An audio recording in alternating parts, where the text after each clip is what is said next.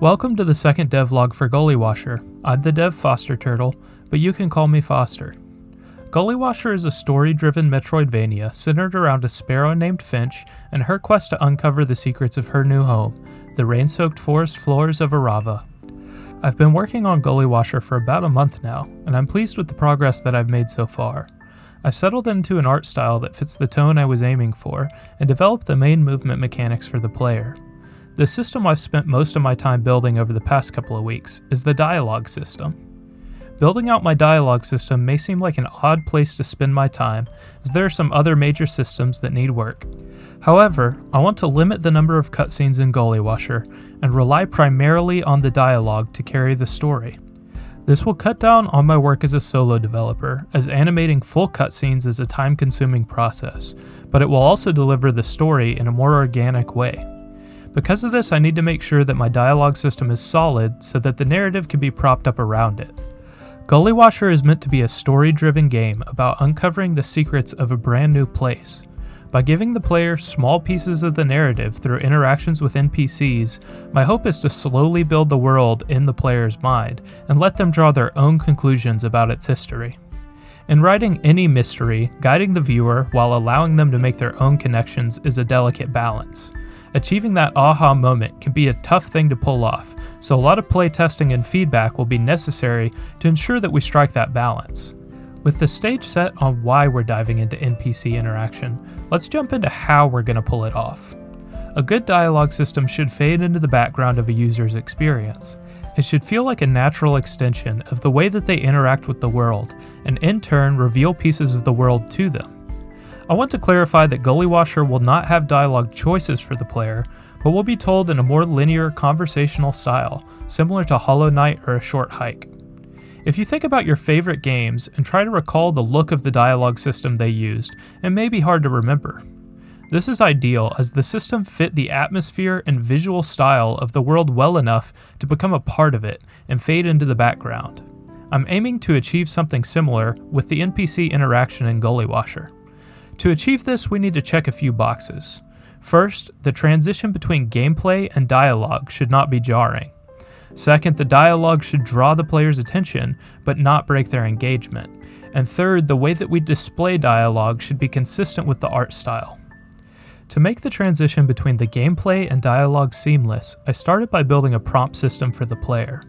Now when the player is within certain bounds of an NPC and facing them, it will trigger an animation letting the player know that they can interact with the NPC. If the player engages with the prompt, the game will transition to dialogue by disabling the player inputs and raising the opacity on the NPC's text box. When the player is finished with the conversation, the NPC's text box will fade away and player inputs will be restored. Making the dialogue stand out enough to draw the player's attention can be achieved in a number of ways. For Gullywasher, I settled on using colors to draw the player's eye. A majority of the scene relies on dark values to establish atmosphere, so by relying on lighter values in the dialogue system, we can draw the player's attention to important information. I plan on using this for a majority of the user interface design, drawing the player's attention while remaining as unobtrusive as possible. In design, some of the strongest choices you can make are the ones a casual observer will not notice. Making the dialogue system consistent artistically requires a few things. The NPC's text box should not look too out of place in the scene.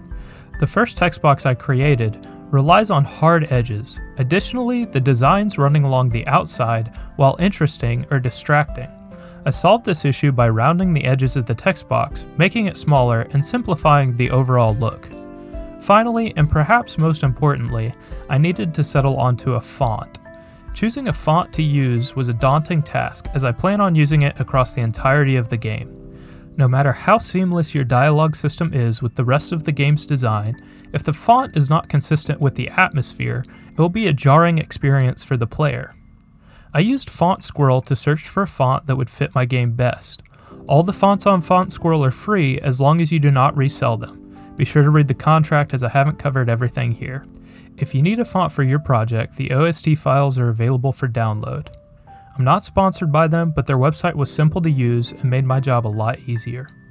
Unfortunately, the process of picking a font was not as easy as the process of implementing one.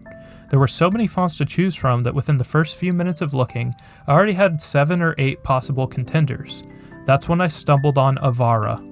This will sound silly, but finding Arava seemed meant to be. It checked all the boxes I needed from a design standpoint, and it was an anagram of the name of the world in Gullywasher, Arava. As someone who loves the smaller mysteries creators scatter through their fiction, I could not pass up the opportunity to use this font. I feel like it fits the tone of the game well and aids in the seamless transition between gameplay and dialogue. To show the importance of choosing your font, here's the default font from the engine I'm using, next to the finalized font implemented. UI and UX design tend to feel less glamorous than some of the other pieces of game design, but in many ways they are some of the most important things a designer needs to focus on. In the same way a game's camera can make or break a game, bad UI and UX can completely ruin a player's experience. While I still have a lot of work to do on both, I'm really pleased with how this is shaping up for Gullywasher so far. Let me know what you think of the new dialogue system in the comments. Thank you so much for watching. As always, stay positive, keep creating, and share your gifts with the world.